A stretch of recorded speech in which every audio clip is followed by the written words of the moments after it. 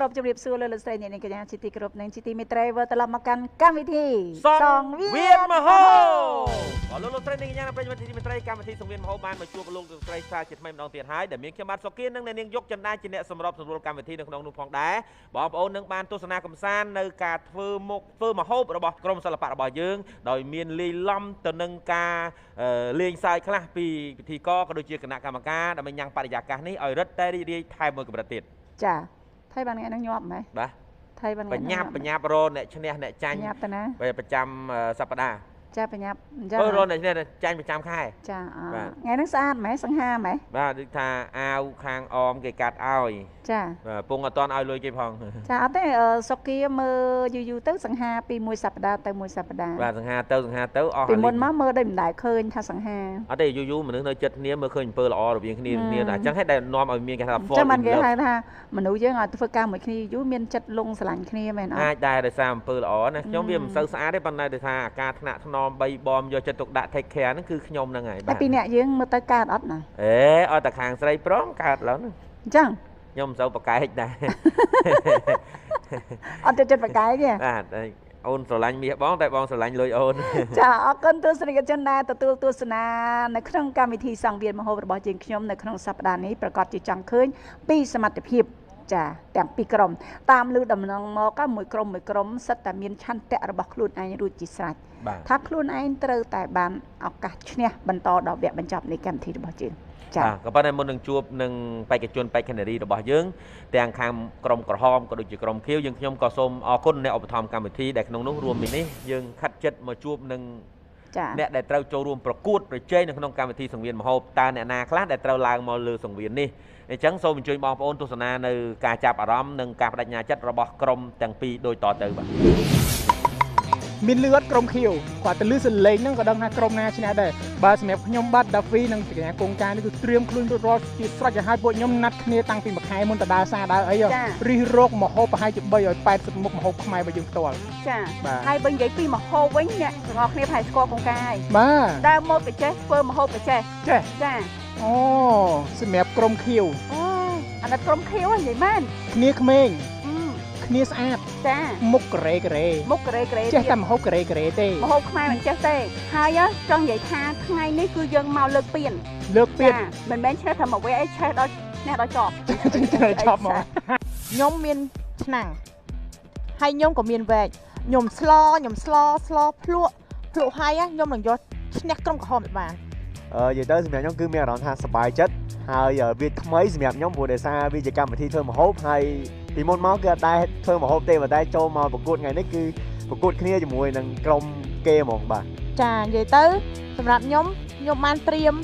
នៅទឹកដៃពិសេសនិយាយតែថាយើងត្រូវមានច្នៃប្រឌិតធ្វើម៉េចដែលគួរឲ្យស្អាតយើងត្រូវធ្វើម៉េចឲ្យមុខម្ហូបដែលយើងភ្លក់ទៅឆ្ងាញ់ទាំងអស់គ្នាមិនមែនឆ្ងាញ់តែមាត់ខ្លួនឯងទេបាទចានិយាយទៅមកថ្ងៃនេះគឺមកដើម្បីឈ្នះចាមិនមែនមកដើម្បីចាញ់ទេមកដើម្បីឈ្នះខ្ញុំឆាអត់តឆ្ងាញ់យកឈ្នះក្រុមក្រហមតបាន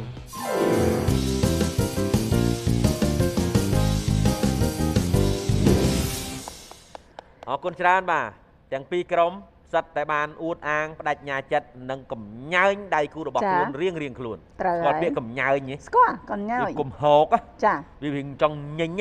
ដាក់ចាបើចឹងកុំឲ្យបងអែបងអង្គរេរងទន្ទឹងចាំយូរខ្ញុំបាទសូមគោរពអញ្ជើញខាងក្រុមដូរតន្ត្រីប្រគំឡើងនៅបទដង្ហែកូនកំឡោះមិនមែនទេប្រគំឡើងនៅបទចម្រៀងណាមួយដើម្បីហែហមអមដំណើរបង្គោលក្រហមនិងបង្គោលខៀវមកកាន់វេទិកានេះសូមអញ្ជើញបេក្ខជនបេក្ខនារីខាងបង្គោលក្រហមសូមជូនសមាជិកបង្គោលក្រហមណៃបរោះលោកអេលិចដាហ្វីលបមកហាត់ជាគុណនៅក្នុងវត្តសៅលេងបាន1ម៉ោងនៅបាក់ឧតាំងបានកន្លះខែហើយក៏បានសិក្សារៀនសូត្របាច់គុណដំបងវាយឆ្កែរបស់បាក់ស្មោចំណែកឯបាច់គុណណាគោកអត់ព្រមហាត់ដំបងវាយគុណគុកកាគឺជាសិស្សរបស់ដូនជីមៀវជាក៏ដែរលើសូឈ្មោះបាក់ងមអីបាក់ងមអីចាមិនដែលធ្លាប់ធ្វើការប្រកួតទេក៏ប៉ុន្តែបទពិសោធន៍នៃការលបមើលគេឃើញថាច្រើនបរិបូរឥឡូវនេះគឺគុណគ្រូតាមរបៀបរាំលេងពេលច្រូតហើយ សូមម្ចាស់ទឹកម្ចាស់ដីបារមីចុងភៅទាំងអស់ដែលលោកបានចែកខានទៅបន្សល់នៅស្នាដៃជាគេមរតកម្ហូបខ្មែរទាំងឡាយមកកាន់ខ្នងរងមុខថែរក្សាកាន់ហាត់ថាដាក់គ្រឿងសំឲ្យត្រូវតម្រូវចិត្តចុងភៅមេចុងភៅធំគណៈកម្មការគឺលោកដែលមានឈ្មោះថាដីសុធា ចាកណា សូមអញ្ជើញសមាជិកខាងបង្គោលខៀវ ចា បង្គោលខៀវផ្នែកខាងបរោះលោកចាដេតធ្វើដំណើរមកពីឆ្ងាយណាគឺមកពីម្ដងមរស័យកែវ សេកាទៅមុខទីអត់យើងណា ឆ្ងាយក៏ដើរមក ឆ្ងាយដើរមក កញ្ញាជេស៊ីកា ចា គឺជាសិល្បករដែលមានឈ្មោះបោះសម្លេងក្រៅពីស៊ីកាគឺជេស៊ីកាแล้วនេះកំពុងតែបង្គំគ្រូតាមរបៀបសារវ៉ាន់ផងឡាំលាវផងនិងតលុងផងហើយឥឡូវនេះកំពុងតែបញ្ញឹកបង្គំវិជ័យគ្នាហើយបង្គោលក្រហមចូលទៅក្នុងបង្គោលខៀវប្រឹងរងតែបង្គោលខៀវខាងស្ត្រីចាប់ផ្ដើមអោបគ្នាជាប់ហើយចង់បោកដល់ខ្សែរិចអូបាច់ចាំមិនបានទេជាប់ពុកច្រើនគ្នាហើយណាអូមិនកាត់ទេរាប់1 2អូរាប់បានតែ2ទេដំណើរខាងចេសិកាចង់ឲ្យខាងអេលិចតាវីសកលឲ្យបានយូរក៏ អូគេដៃគូលេងដៃគូបាយឡើងមួយថ្ងៃឈរមើលចឹង អត់ទេបើថាបងឯងជាប់អីទៅតែបាយយកបានទេបើបងឯងគេចាប់ទៅបាត់ណាគេធ្វើ អេច្រឡំគូហើយមិន បងជិះសួរបង អរគុណចេសិកាអរគុណចេតេអរគុណបងអូនចេតាវី បាទជឿអត់ ដល់ហ្វីជេអញ្ចឹងដាក់ជេដែរទៅគេនោះចេសិកានិងចេតាវីហើយអូនស្រីខាងនោះជេកុងកាជេកុងកាជេចាដេតជេតាវីជេទាំងអស់មកជិល អត់ទេមែនតាអូនឯងដឹងអីមកចូលរួមកម្មវិធីសង្វៀនមហូបហ្នឹងរាល់ឈ្មោះរបស់បេក្ខជនរបស់យើងទៅបាននោះសុគាបដូរទាំងអស់ចាបដូរទាំងអស់អូនចា បដូរប្រូតាមបែបហុងស៊ុយឬក៏មិនដែរបង យកហុងស៊ុយឲ្យបើមានជេពីមុខបើមិនដុំថ្មក៏បកាដែរបាទអត់បកាយជេគេ ចាសប្តាហ៍មុនគេឈ្មោះកក្កដាអញ្ចឹងទៅដូរឈ្មោះគេទៅឈ្មោះក្តាមអីចឹងទៅ កក្កដាប្រែតែក្តាម បាទក្តាមទៅ មកឥឡូវសួរឈ្មោះមួយចាដេតឈ្មោះអូនឯងប្រែថាម៉េច ចា ដេត បាទ មានន័យអត់មានអត្ថន័យថាម៉េចអូន អត់នេះបង បើអត់ន័យដូរដាក់ជេវិញ មួយឯងដែរ ចែដេតចនជេស៊ីកាស្ដាប់បានទេចង់និយាយថាទៅការគេបែបមហូបតិចជេគេបដ ாய் ចឹងណា អាចចឹងដែរបង ចា អេលិចដាហ្វី បាទ ឈ្មោះអូន តែប៉ិតដំបងឡើយឈ្មោះ Daffy ហ្នឹងគឺខ្ញុំរត់តាំងពីទូចតាមនៅក្នុងពោះម៉ាក់ឡើយប្រហែលបាន2ខែម៉ាក់ដើមមានទង្ងន់ខ្ញុំបានគិតឈ្មោះខ្ញុំហៅស្រេចនៅក្នុងហ្នឹងបាទហើយដល់ពេលដាក់ឈ្មោះ Daffy ទៅ Daffy គឺតំណាងឲ្យ កើតមកចេញព្រិចមក Daffy អត់ងាង អត់ទេពេលនេះសឹកប្រាប់ពេទ្យសិន អូសប្រាប់ បាទសឹកប្រាប់ពេទ្យដល់ពេទ្យធ្វើឲ្យយំ ពេទ្យណាកើតនៅពេទ្យណា ពេទ្យកាក់បាក់ក្រហមឥឡូវខ្ញុំចង់ បាទ បាទដល់ពេលកើតចឹងទៅអត់យំ អត់យំ អ ទេ ត់យំពេទ្យចាប់ជើងផ្ទះពី3ភ្លាបានយំចឹងទៅបាទដំបូងខំបង្រៀននិយាយថាជួយ Daffy សិនបាទ Daffy ហ្នឹងគឺឆ្លាតបកែគួរឲ្យស្រឡាញ់រូបរាងសង្ហាមានបារមីបាទទៅមនុស្សល្អទាំងអស់ អូហ្នឹងហើយល្អទៅបងប្អូនបេនឡាដិនហ៎បាទឈ្មោះស្តៀងបេនឡាដិនអូនសម្រាប់ អត់ចាប់កុំការវិញអូន កុំការអូនកុំការ និយាយទៅឈ្មោះខ្ញុំអត់មានន័យអីទេប៉ុន្តែខ្ញុំមានអត្ថន័យខ្លួនឯង ថាម៉េច ចាបើន័យថានៅពេលដែលប្រកួតធ្វើម្ហូបគឺឈ្នះគេរហូត អូ អត្ថន័យឈ្មោះខ្ញុំចា ប៉ិនបើខ្ញុំប្រែមកជាលក្ខណៈសព្វនាមគុណនាមបកតិសង្ខាពរណៈសង្ខាណា បាទបាទ ជាលក្ខណៈបរិវារស័ព្ទ បាទបាទ គង់ប្រែថានៅ នៅ ចាកុំប្រែតានៅ ហើយការប្រែថាប្រដាប់ដងទឹក ចាអូ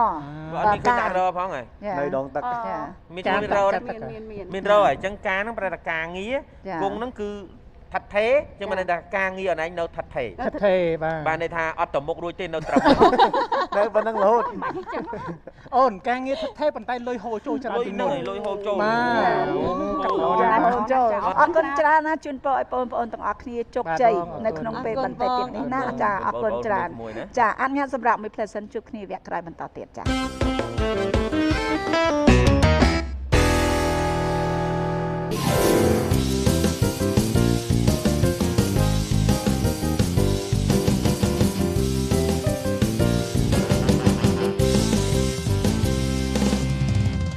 សូមស្វាគមន៍វគ្គបន្តទៀតនៅក្នុងកម្មវិធី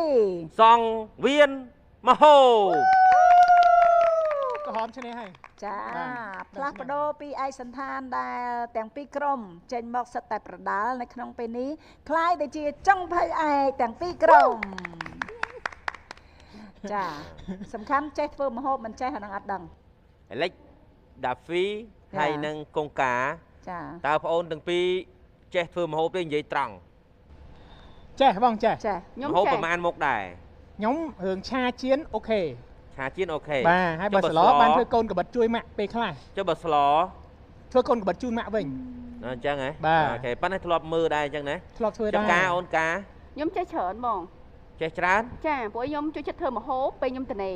នៅផ្ទះចាម្ហូបខ្មែរម្ហូបបរទេសទឹកផ្លែឈើស្រស់អីគឺខ្ញុំធ្វើរហូតចា បាទ ព្រោះអត់ចង់ចេញក្រៅញ៉ាំក្រៅអស់លុយច្រើនណូចឹងញ៉ាំក្នុងផ្ទះ អរគុណ ចឹង ច្រើន ឯងឈ្នះហើយ ដល់សួរទៅខាងខៀវវិញ បាទ ចេស៊ីកា ចាបង ចេះធ្វើម្ហូបទេក្មួយ ចេះបង ចេះណា ចា ហើយចុះចាដេត អត់ទៅ អើយទាំងស្អីចាដេតណា អត់ទៅបង ឥឡូវបងចា តែ បងចង់ តែ សួរ ឆា សំណួ ជា រ ង មួយ នេះបាន ក្រុមខៀវណាខាងក្រុមក្រហមកុងកាគាត់មានកម្មវិធីគេហៅនៅក្នុង YouTube របស់គាត់បរៀនធ្វើម្ហូប ចា អញ្ចឹង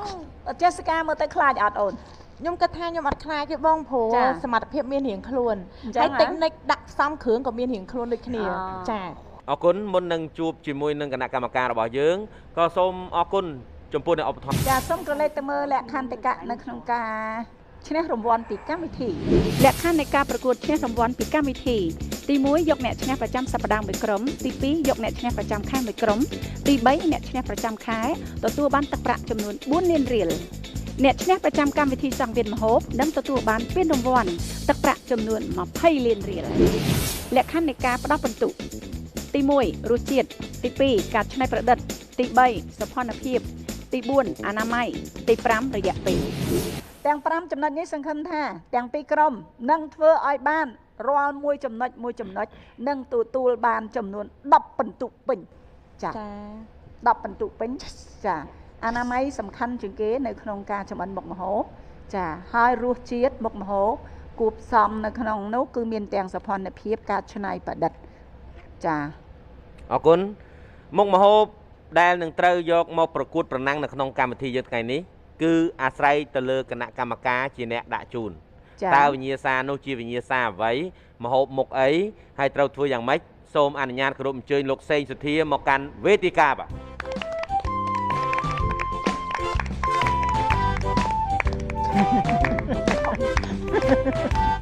ចាជំរាបសួរចាចាគណៈកម្មការរបស់យើងគឺលោកសេងសុធាគឺជាគណៈកម្មការនៅក្នុងកម្មវិធីចាសង្វៀនមហូបតាំងពីរដូវកាលទី1រហូតមកដល់រដូវកាលទី2នេះមិនចឹងលោកសុគា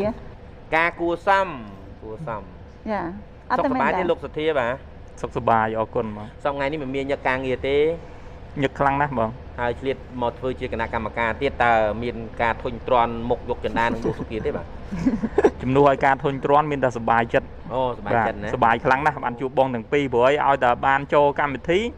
ទី1ចែករំលែកពីការធ្វើម្ហូបខ្មែរផងហើយទី2បានសោយសប្បាយជាមួយលោកសុគារហូត ចាដូច្នេះសូមអញ្ជើញលោកសុធាថាតើវិញ្ញាសានៅក្នុងថ្ងៃនេះគឺជាវិញ្ញាសាមុខម្ហូបអ្វី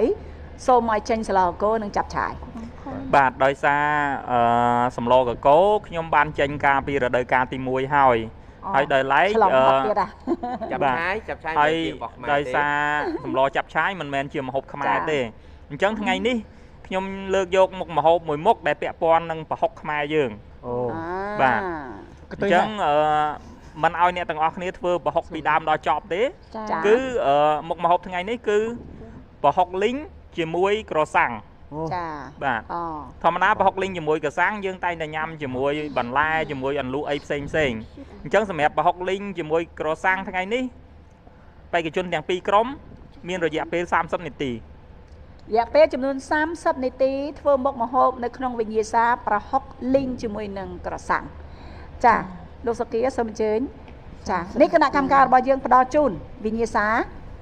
គ្រឿងផ្សំរួមជាមួយនឹងវិធីនៅក្នុងការធ្វើអនុញ្ញាតឲ្យអ្នកទាំងអស់គ្នាមើលរយៈពេលតែ1នាទីត្រូវតែចាំ អូខេដល់តែកុំភ្លេចអានេះយកមកមួយគ្នានេះអានេះ ចា តែមួយអា ជួប3ជាន់ ជួប3ជាន់គេต้องអន់ទី អត់ដល់ទេ ចាំតា ញ៉ាំខាងនោះយកចាំ ខ្ទឹមសតែទឹកអូខ្ទឹមសខ្ទឹមខំហើយទឹកក្រូចហើយលីងវាឈ្ងុយ អូខេ ឈ្ងុយ តែឥឡូវនឹងចាំព្រឹក បាទបានហើយបាទអស់នាទីហើយ ច ចាអរគុណបងចិន្តានឹងអានជូនម្ដងទៀតចាចំពោះវិញ្ញាសាមុខម្ហូបចាប្រហុកលីងក្រសាំងមានដូចជាសាច់ជ្រូក3ជាន់ប្រហុកសាច់រីឯគ្រឿងផ្សំចានៅក្នុងនោះគឺមានដូចជាខ្ទឹមសខ្ទឹមក្រហមស្លឹកក្រូចសើចម្ទេសហិលគល់ស្លឹកគ្រៃស្ករត្នោតម្សៅស៊ុបហើយនិងក្រសាំងរីឯបន្លែទៅតាមចំណង់ចំណូលចិត្តរបស់យើងសម្រាប់វិញ្ញាសានៅក្នុងមុខម្ហូបមួយមុខនេះចាតម្រូវឲ្យអ្នកទាំងអស់គ្នាគិតជាមួយនឹងដៃគូថាតើ10នាទីដំបូងអ្នកណាជាអ្នកអនុវត្តមុនបន្ទាប់មកចាប់លឺសូរសំឡេងជួងអន្លើឡើង10នាទីបន្ទាប់សំឡេងជួងនឹងគោះអ្នកដែលកំពុងតែចំអិនត្រូវរត់មកប៉ះដៃគូរបស់យើងម្នាក់ទៀតដែលកំពុងតែរងចាំអ្នកទី2ត្រូវចំអិនបន្ត10នាទីបានបញ្ចប់ទៅអស់រយៈពេល20នាទីនៅសល់10នាទីទៀតអ្នកនោះត្រូវមករត់ប៉ះដៃគូរបស់យើងដើម្បីទៅធ្វើការរួមគ្នាដើម្បីបញ្ចប់នៅមុខម្ហូបមួយមុខនេះបាទបងអ្នកដែលឈររងចាំគឺមានសិទ្ធិអាចប្រាប់ទៅដល់ដៃគូរបស់យើងថាតើដាក់អ្វីបន្ថែមអ្វីគឺមានសិទ្ធិប្រាប់បានតែអត់ឲ្យចូលជួយទេបាទបងចាអញ្ចឹងត្រូវគិតគ្នាឲ្យច្បាស់ណាចាបងអញ្ចឹងយើងមាន3វគ្គណាវគ្គទី1គឺវគ្គចាប់ផ្ដើមអ្នកណាចាប់ផ្ដើមមុនវគ្គទី2គឺខ្ញុំហៅវគ្គបដូរដៃដោយសារយើងមកបដូរដៃរបស់ដៃគូយើងចូលទៅជំនួសម្ដងវគ្គទី3គឺវគ្គរួមដៃចាត្រៀមលឺសូរជួងចាប់ផ្ដើម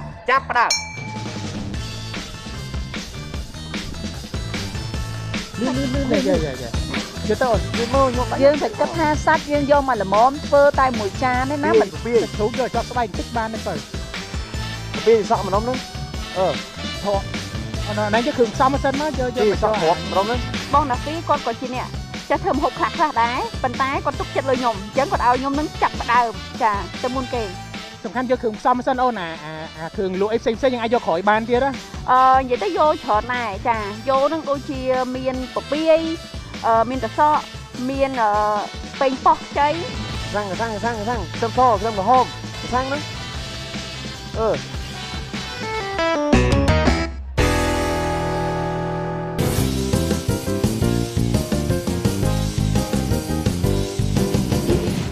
ញ៉ៃឲ្យគល់លខៃទឹកក្រហមហ្នឹងខ្ទឹមក្រហមខ្ទឹមសហ្នឹង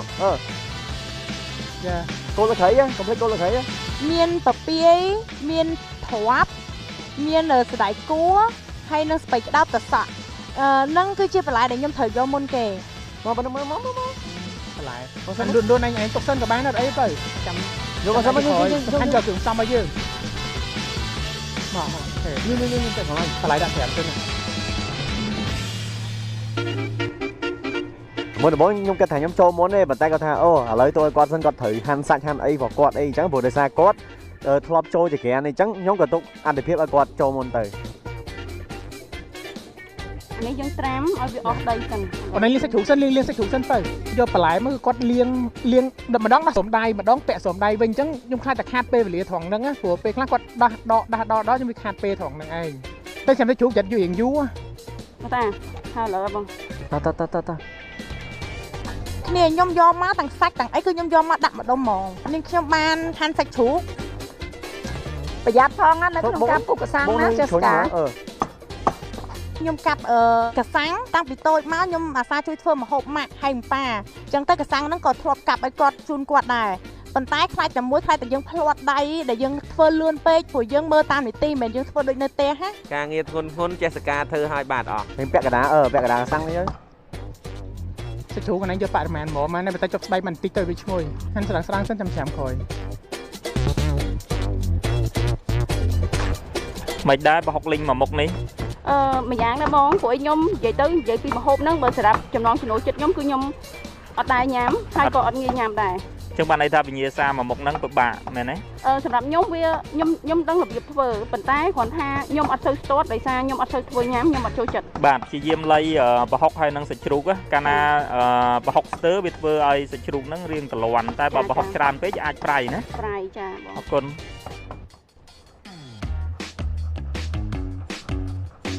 មិនហើយអូនអត់ណាហើយដល់ខ្ញុំច្រាម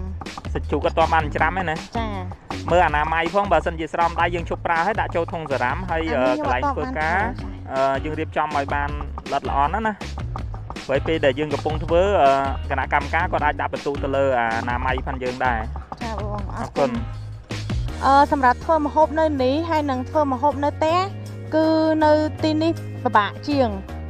ព្រោះកំណត់ម៉ោងកំណត់ពេលវេលាហើយបើសិនជាយើងនៅផ្ទះយើងធ្វើដែលមិនចាំបាច់កំណត់ពេលវេលាកំណត់អីទាំងអស់មករួចរាល់មកយើងសប្បាយចិត្តនឹងធ្វើយើងអាចរលែកបានប៉ុន្តែនៅនេះយើងកំណត់ម៉ោងយើងដើម្បីប្រកួតជាមួយនឹងដៃគូម្ខាងទៀត បើមិនយកចុះស្បែកទៅបន្តិចអត់ ហ្នឹងហើយអត់អីទេបង អារម្មណ៍នៅពេលដែលឈរប្រាប់ហើយនឹងអារម្មណ៍ដែលពេលធ្វើខ្លួនឯងគឺអារម្មណ៍ខុសគ្នាត្រង់ថានៅពេលដែលឈរមើលមានអារម្មណ៍ថាតឹងទ្រូងខ្លាំងមែនទែនចង់ទៅជួយមានអារម្មណ៍ដូចឆក់ទៅដើម្បីទៅជួយគាត់ណា ពួកមានអារម្មណ៍ស្ទើរប្រហុកខ្លាំងណាស់ ចាបើហុកប៉ាន់ស្មានផងចង្ការតែច្រើនពេកប្រយ័ត្នណាច្រើនពេកណា ដកមកកតុយចេញមកអូនដកមកកតុយចេញមក ពេលខ្លះទើសចិត្តហ្មងព្រោះអីខ្ញុំធ្វើបានតែ10នាទីហើយសម្រាប់ក្នុងការធ្វើម្ហូប10នាទីតិចមែនតើហ្មងសម្រាប់ខ្ញុំគឺតិចទេព្រោះអីនៅពេលខ្ញុំនៅផ្ទះអីចឹងទៅខ្ញុំធ្វើម្ហូបបដាខ្ញុំស្ដាប់បទចម្រៀងបដាចាអារម្មណ៍ខ្ញុំគឺហោះហើរសប្បាយរីករាយដល់ពេលមកនេះតានតឹង lấy lô con ăn lấy lô hai mà ត្រៀមលឺជួងបដូរដោយវិធានកីឡាកាសមកប៉ះដៃ អូន10នាទីទៀតចាំទៀតបង ប៉ះដៃទាំងពីរបានណាប៉ះដៃទាំងពីរ បានហើយបើអូនផាត់មកហើយ អូខេ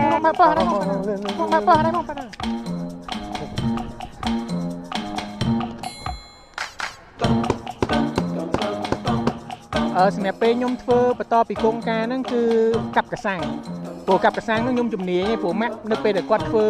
ម្ហូបតាក់ទងនឹងកសាំងឬក៏ឆាប្រហុកមួយកសាំងអីអញ្ចឹងទៅគឺខ្ញុំអ្នកកាប់កសាំងឲ្យគាត់ទាំងកត្រកទាំងធំហ្នឹងហ្មងចង់30ផ្លែអីអញ្ចឹងខ្ញុំជំនាញខាងហ្នឹងហើយវាអត់ខាតពេលវេលាទៀត ដល់ពីបងឯងឆ្កឹះហើយបងឯងដាក់ខ្ទះហើយដាក់ខ្លាំង តែដែលនឹងយកកបិតពុះយកកបិតពុះជាពីរកបិតស្លានៅខាងលើចិត្តក្បាលវាតម្លាក់ក្នុងសម្រាមហើយបេះវាជាសន្ទាប់លៀង ta bật là bây giờ muốn đổ nó cứ nhóm đặt tiền cột để người ta cùng thay cùng vây chân đây là bây chặt sáy là bây giờ nhóm trộm có vì trong nhà thao chụp bóng ở bây giờ tập bóng tại dương thưa tập bóng người ta nó cứ thay người ta hay bây giờ bỏ dương đi cầm nón tiền chứ mới thưa ở đó bỏ dương căn đây phải nhà hay một bạn cân này เลิกอันนั้นដាក់គៀនជ្រុញសិនណាគៀនជ្រុញមិនបន្តិចយកគល់លក្ខីយកមកហាន់ នេះមែន ចាប៉ុន្តែតឹងចិត្តគឺតឹងចិត្តប៉ុន្តែធ្វើមិនដៃគូបើសិនជាខ្ញុំអត់មានគាត់ក៏ខ្ញុំអត់អាចធ្វើបានដែរអាហ្នឹងដាក់នឹងគៀននោះសិនណាគៀនហ្នឹងគៀនហ្នឹងសិនណាណូមិនហាន់អាហ្នឹងឲ្យហាន់គល់កាត់អាហ្នឹងចោលសិនណូ stop យកមួយទៀតកាត់អាក្បាលទូចអានទីចឹងណាលៀងនៅអាហ្នឹងលៀងនៅ đây này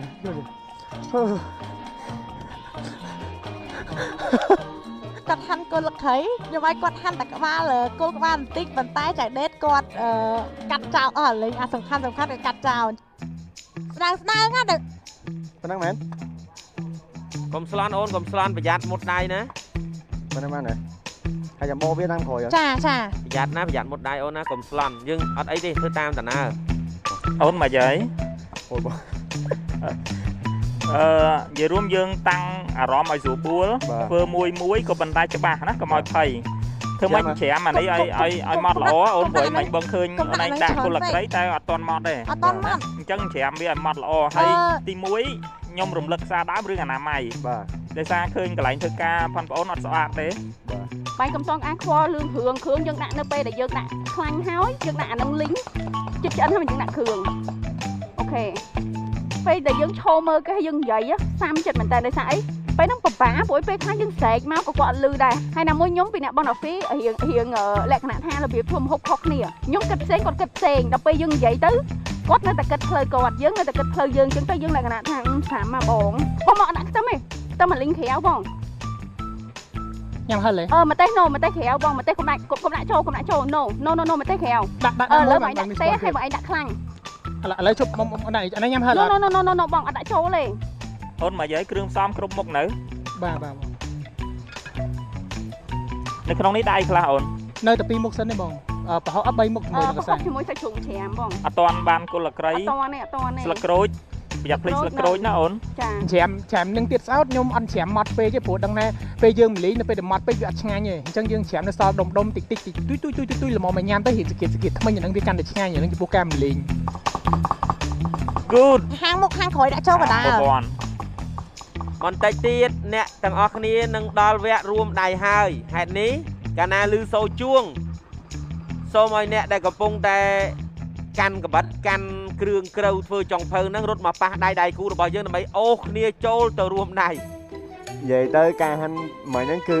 ទទួលស្គាល់ថាដូចខ្ញុំមានអារម្មណ៍ថាជាលើកទី1របស់ខ្ញុំក្នុងការធ្វើម្ហូបហ្មងបាទចាក់ស្ដែងទៅវាអត់ដែរចូលចក្រាននេះធ្វើអីច្រើនអញ្ចឹងណាព្រោះរហូតដល់មានតែម៉ាក់មានតែបងប្អូននេះធ្វើឲ្យអញ្ចឹងណា បងឯងសាក់មើលគល់ខៃជាមួយនឹងសាច់ហ្នឹងមើលទៅតំណងគ្នាអត់បង ចា អូខេ អូខេបានរត់ប៉ាដៃគ្នាចូលទៅពេក សុំនេះ មើលកុំឲ្យម៉ត់ពេកណាចាស្កាមើលផងណាគេលោកម៉ត់ជ្រុល ចាក់ដៃកុំអាបើកហ្គាកុំអាបើកហ្គាលៀងនេះខ្ញុំសិននេះស្លឹកក្រូច តែមាត់ទៅកុំបង្អាក់ដៃខ្លួនឯង ស្លឹកក្រូច ចាយ៉ាងមិនដែរលោកសុធាទាំងពីរក្រុម បាទឃើញថាវិញ្ញាសាមួយហ្នឹងបើនិយាយមែនតែនទៅហាក់បីដូចជាមិនសូវជាតឹងតែងប្រហែលទេ ចា ក៏ប៉ុន្តែប្រហែលជាបេក្ខជនបេក្ខនារីទាំងពីរក្រុមគាត់មានភាពនៅស្ទើរនៅក្នុងការធ្វើម្ហូបអញ្ចឹងធ្វើឲ្យហាក់បីដូចជាមានភាពស្លន់ស្លោហាក់បីដូចជាការចាប់ផ្ដើមផងគាត់ហ្នឹងអត់ទាន់បានសូវល្អនៅឡើយ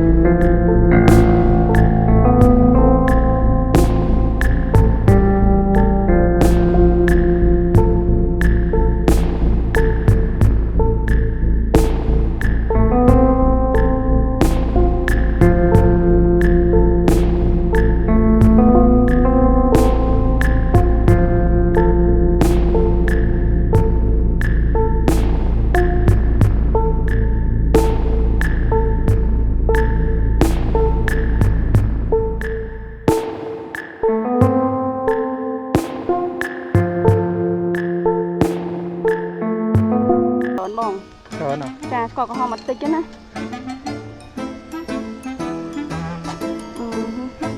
បើនិយាយពីសពន្ធភាពខ្ញុំអាចនិយាយថាខ្ញុំរៀបបានស្អាតចារៀបបានស្អាតហើយខ្ញុំយកចិត្តទុកដាក់ដែរហើយតាក់ទងស្នានាម័យខ្ញុំក៏គិតដែរខ្ញុំគិតតាំងពីដំបូងតាំងពីយកបន្លែមកដាក់ត្រាំ ឥឡូវតនេធ្វើអីយកកបិតមកពុះជី4មកបានហើយ វាអត់មានទឹកយល់អត់ ចាអ្នកទាំងអស់គ្នាចាប់ផ្ដើម បានហើយបង ត្រៀមរៀបចំយកដាក់នៅលើចានព្រោះអីនៅសល់តែ1នាទីទៀតទេណា អូយខ្មៅទេអត់ទៅតាមស្រុកទៅបងម្ដងទៀត 1នាទីចុងក្រោយ1នាទីចុងក្រោយសម្រាប់អ្នកទាំងអស់គ្នា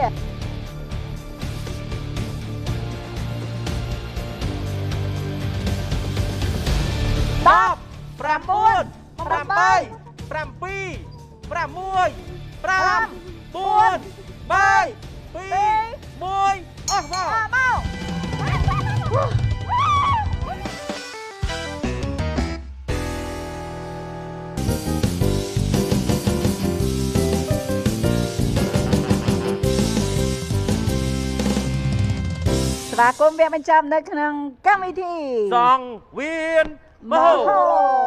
ចាភាពតានតឹងរបស់ទាំងពីរក្រុមបានបញ្ចប់ប៉ុន្តែនៅទទួលអារម្មណ៍មួយទៀតគឺអារម្មណ៍រន្ធត់នៅពេលដែលប្រកាសលទ្ធផល តានតឹងចប់ហើយនៅសល់ណែនទ្រូងអរគុណមុននឹងប្រកាសលទ្ធផលមុននឹងអញ្ជើញចុងភៅឲ្យភ្លក់មុននឹងឲ្យបងប្អូនលើកម្ហូបមកជូនគណៈកម្មការរបស់យើងខ្ញុំក៏សូមអរគុណដល់អ្នកឧបត្ថម្ភកម្មវិធីបាទ ទាំងពីរក្រុមក៏បានចម្អិនមុខម្ហូបមួយមុខនេះរួចរាល់ប៉ុន្តែរសជាតិរួមជាមួយចំណុចលេចធ្លោនិងចំណុចខ្វះខាតលោកអ្នកនឹងបានដឹងនៅក្នុងពេលបន្តិចទៀតនេះបងចន្ទាតែងតែផ្ដល់ជូននៅពេលដែលមុនចូលធ្វើការប្រកួតប្រគល់ជូនទាំងវិញ្ញាសា វិធីនៅក្នុងការធ្វើរួមជាមួយនឹងគ្រឿងផ្សំអរគុណចាសូមចេញលោកសុគា គ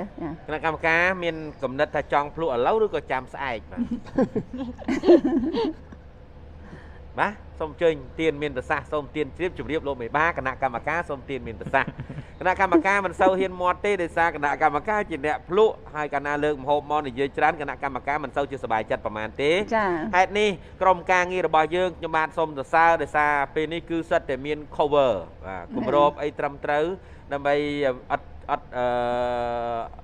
ត់ធ្វើប្រហែសចឹងយ៉ាងណាដើម្បីរក្សាអនាម័យ អត់ទេលោកគណៈកម្មការតាំងពីឥឡូវមួយរយៈហ្នឹងសូម្បីតែអង្គុយចិត្តពួកយើងសិតចម្ងាយវាស់ម៉ែត្រម៉ែត្រកន្លះពីគ្នាអីហើយតែខ្សឹបខាងកាមេរ៉ាសិតខ្សឹបប្រាប់ថាអញ្ចឹងក្រុមការងារអីថាជួយប្រាប់ជួយប្រាប់លោកសុគានិងបងចន្ទាហ្នឹងឲ្យឈរឆ្ងាយឆ្ងាយពីខ្ញុំ1ម៉ែត្រកន្លះហ្នឹងអរគុណអញ្ចឹងសូមអញ្ជើញក្រុមតន្ត្រីចាប់ផ្ដើមហើយបងប្អូនទាំងអស់គ្នាកាលណាឮសូរខ្ញុំហៅក្រុមណាក្រុមហ្នឹងចេញមកតាមរបៀបទន់ភ្លន់ក្បាច់អីក្បាច់ទៅព្រោះក្បាច់នេះជាក្បាច់ត្រូវលើកម្ហូបយកមកឲ្យគណៈកម្មការ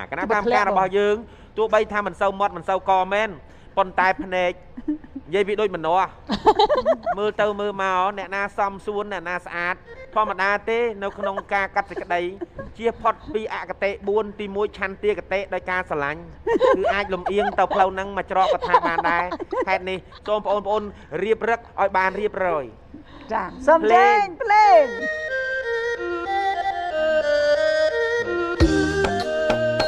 ក្រុមភៀវអេសូមលើកមហោបនឹកភ្នប់ថាបែបជាឆ្ងាញ់អូនរំឲ្យស្អាតគណៈកម្មការប្រហែលស្រឡាញ់បើមិនហូបមិនសូវឆ្ងាញ់ក៏បានស្រឡាញ់យកដែរខាងក្រហមសូមថ្នមលើកមកទៀតកុំឲ្យចង្អៀតលើកមកជាហោហាសូមបងអូនរៀបរឹកឲ្យបានរំទុំដែរយើងរំដង្ហែមកហូបមកកាន់តុកទៅមកហូបនេះគេហៅថាមកហូបអីបងប្អូនប្រុសស្រីដឹងច្បាស់ថាឆាប្រហុកឥឡូវទាំងពីរក្រុមលើកដាក់ដល់តុកប្រណុកកម្មការភ្លុកឲ្យពិនទុ អរគុណចាគ្រាន់តែលើកបុកម្ហូបមកចាប្រហើរក្លិនប្រហុកគឺបានជះឡើងភាយខ្លាំងជាងប្រហើរក្លិនទឹកអប់ Channel ទៅទៀតណោះអូតំណងដល់ហើយមើលនេះស្លាប់ស្រួយទាំងសុភាពចាទាំងម៉ត់ចត់ទាំងយុទ្ធធរគណៈកម្មការយើងឈរលើលំអានដ៏ស្មោះត្រង់ភ្នែកលេងឡង់កលេចមើលថាខាងក្រហមហើយនិងខាងខៀវមួយណាស្អាតជាងបែកខេនារីមួយណាស្អាតជាងមួយណាឆ្ងាញ់ជាងមួយណាខ្ញុំមិននិយាយវានិយាយខុសណាលោកសុគាចូលចិត្តថាគណៈកម្មការយើងយ៉ាត់គណៈកម្មការអន់ចិត្តអត់បានធ្វើអគណៈកម្មការដល់ចប់ប្រយ័ត្នហ្នឹងហើយស្អាតក៏ខ្ញុំមើលដែរនេះស្អាតភាពនិយាយត្រង់មនុស្សត្រង់ចឹងសាច់ចាក់អូខេយ៉ាសូមចេញគណៈកម្មការមានយោបល់ចាសម្រាប់ក្រុមខាងពណ៌ខៀវឃើញថាការផ្សំរសជាតិបានល្អរសជាតិឆ្ងាញ់ដិតល្មមដោយឡែកបើនិយាយពីការធ្វើប្រហុកលីងហាក់បីដូចជាយើងចាក់ប្រធានបន្តិចដោយសាររសជាតិបានឆ្ងាញ់ក៏ប៉ុន្តែយើងឃើញថាការលីងប្រហុកហ្នឹងនៅស្ទើរបានន័យថាការប្រើភ្លើងអត់គ្រប់ឬក៏ប្រហែលជារយៈពេលដែលការលីងផនយើងហ្នឹងស្ទើរអញ្ចឹងណាអញ្ចឹងវាធ្វើឲ្យរូបភាពដែលយើងកលែងមើលមកភ្នែកហាក់បីដូចជាមិនមែនប្រហុកលីងទេគឺដូចប្រហុកចំហុយអញ្ចឹងណាចាបាទមួយចំណុចទៀតគឺពាក់ព័ន្ធទៅលើការរៀបចំដាក់ចានឃើញថាការប្រើបន្លែផនយើងហាក់បីដូចជាអត់សូវបានច្រើនមុខទី1ហើយទី2ការរៀបចំដាក់ស្លឹកចេកដាក់អីជាមួយបន្លែដែលយើងកាត់ហ្នឹងវាអត់ទាន់សូវបានល្អអញ្ចឹងបើសិនជាយើងរសជាតិយើងបានល្អអញ្ចឹងក៏ប៉ុន្តែការរៀបចំហើយនឹងតិចនិចដែលយើងធ្វើបានល្អទៀតពិន្ទុក៏កាន់តែបានច្រើនដែរបាទសម្រាប់ខាងក្រុមពណ៌ក្រហមវិញរសជាតិឆ្ងាញ់ល្មមតែសម្រាប់ខ្ញុំបើសិនជាថាបន្ថយប្រៃបន្តិចគឺកាន់តែប្រសើរដោយសារទោះបីជាយើងញ៉ាំប្រហុកលីងហ្នឹងជាមួយលក់ជាមួយបាយមែនក៏ប៉ុន្តែពេលខ្លះបើសិនជាយើងនៅស្ទើរយើងអាចថែមអីបានក៏ប៉ុន្តែបើសិនជារៀងជ្រុលអញ្ចឹងពិបាកនៅក្នុងការកែតម្រូវក៏ប៉ុន្តែអ្វីដែលខ្ញុំមើលឃើញថា នៅក្នុងវិញ្ញាសាមួយមុខហ្នឹងគឺខាងក្រុមក្រហមធ្វើបានល្អដោយសារប្រហុកលីងគឺគាត់លីងបានល្អអញ្ចឹងណាស្ងួតទី1ហើយទី2color ដែលគាត់ដាក់រៀបចំមកពណ៌សម្បុរប្រហុកហ្នឹងក៏យើងលីងបានល្អដែរទី1ហើយទី2ការរៀបចំបន្លែក៏ឃើញថារៀបចំបានល្អគួរសមបាទអរគុណ ចាទាំងពីរក្រុមក៏បានទទួលស្ដាប់ការរៀបរាប់ពីចំណុចនៃការខ្វះខាតចាទាំងពីរក្រុមគឺមានការខ្វះខាតដូចគ្នាហើយក៏មានចំណុចលេចធ្លោចំណុចល្អផ្សេងពីគ្នាมันអាចដូចគ្នាបានទេលទ្ធផលបានមកលើដៃរបស់នាងខ្ញុំហើយដូច្នេះអ្នកទាំងពីរសូមត្រង់ត្រាប់ទទួលស្ដាប់ពីការឲ្យបន្ទុកនៃគណៈកម្មការរបស់យើងទាំង5ចំណុច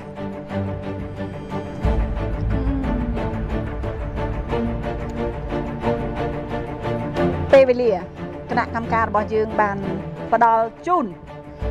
ទៅដល់ចាក្រុមពណ៌ក្រហមគឺចំនួន8ពិន្ទុចារីឯក្រុមពណ៌ខៀវគណៈកម្មការរបស់យើងផ្ដល់ជូនបានចំនួន9ពិន្ទុខាងផ្នែកអនាម័យចាគណៈកម្មការរបស់យើងផ្ដល់ជូនសម្រាប់ក្រុមពណ៌ក្រហមគឺបានចំនួន8ពិន្ទុចារីឯក្រុមខៀវគណៈកម្មការរបស់យើងផ្ដល់ជូនគឺបានចំនួន7ពិន្ទុចាបន្តទៀតសោភ័ណភាពគណៈកម្មការរបស់យើងបានផ្ដល់ជូនសម្រាប់ក្រុមពណ៌ក្រហមគឺបានចំនួន8ពិន្ទុរីឯក្រុមពណ៌ខៀវគឺបានចំនួន7ពិន្ទុការច្នៃប្រឌិតគណៈកម្មការរបស់យើងផ្ដល់ជូនសម្រាប់ក្រុមពណ៌ក្រហមគឺបានចំនួន8ពិន្ទុរីឯក្រុមពណ៌ខៀវគឺបានចំនួន7ពិន្ទុនៅសល់មួយចំណុចចុងក្រោយគឺរសជាតិធម្មតាមុខម្ហូបសំខាន់ជាងគេគឺរសជាតិបន្ទាប់មកគឺសោភ័ណភាពការច្នៃប្រឌិតអនាម័យពេលវេលាចំណុចដែលសំខាន់រាល់មុខម្ហូបនីមួយៗគឺរសជាតិនេះតែម្ដងដូច្នេះក្រុមពណ៌ក្រហមចាគណៈកម្មការរបស់យើងផ្ដល់ជូនបានចំនួន7ពិន្ទុសរុបទាំងអស់ពិន្ទុរបស់ក្រុមពណ៌ក្រហមគឺបានចំនួន39ពិន្ទុនៅសល់ក្រុមពណ៌ខៀវថាតើបានលើសឬមួយក៏បានក្រោមសម្រាប់រសជាតិនេះគឺជាមួយចំណុចចុងក្រោយដែលក្រុមពណ៌ខៀវមានឱកាសដូច្នេះសម្រាប់រសជាតិក្រុមពណ៌ខៀវគណៈកម្មការរបស់យើងផ្ដល់ជូនគឺបានចំនួន8ពិន្ទុអបអរសាទរក្រុមពណ៌ក្រហមប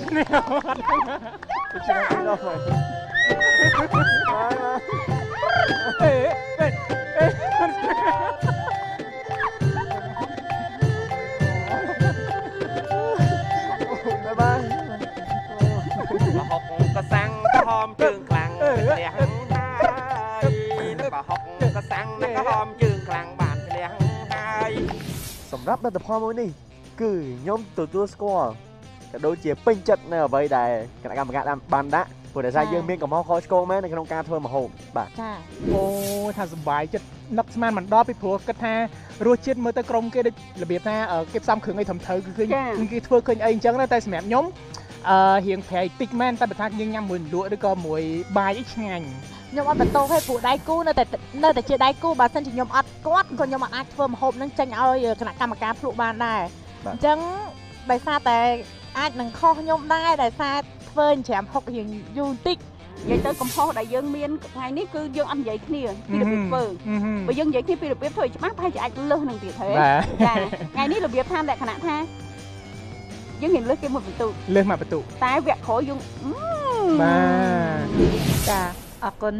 ពេលវេលានៃកម្មវិធីរបស់យើងនៅក្នុងពេលនេះក៏បានដល់ទីបញ្ចប់អរគុណដល់ទស្សនិកជនទាំងអស់គ្នាដែលបានតាមដានទស្សនាហើយកុំភ្លេចរងចាំតាមដានទស្សនានៅសប្តាហ៍ក្រោយតាមពេលវេលាណាម៉ោងដដែលយើងខ្ញុំទាំងអស់គ្នាសូមអរគុណសូមគោរពលា thì bất tới cứ nhom style cầm bò khiêu rồi rùa chiết để quạt xòm màu nắng cứ bàn lọ bạn chân chầm nói để quạt lẽ cứ vì miền thiệt xòm mà chuẩn luôn đôi chia thì muối quạt linh và học nắng ọt toàn từ đó cầm rật muối để tha dương hai thằng linh chẳng bà dương mơ mà play tới vì hạ bên đôi chia bà học chầm hoi rồi gặp học trăm mấy chẳng á bạn rồi mẹp crom khang có hóm ngày ní bây giờ bắt đầu quạt nghe mến có phần đá khơi thao rùa chiết quạt ngắn có phần tái hạ bên đôi chia riêng troll prai bản tịch thiệt bật tới bao sân chia quạt bật thôi rùa chiết prai màu crom bản tích cứ rùa chiết nó cứ căn đại bờ xa mình tên hay ca riệp chom đã tràn phần quạt khơi thả là ó hay quạt pra và lại bàn tràn mục chiêng crom khang bò khiu chẳng ban kata mà dùm núi nắng ban phơ ở quạt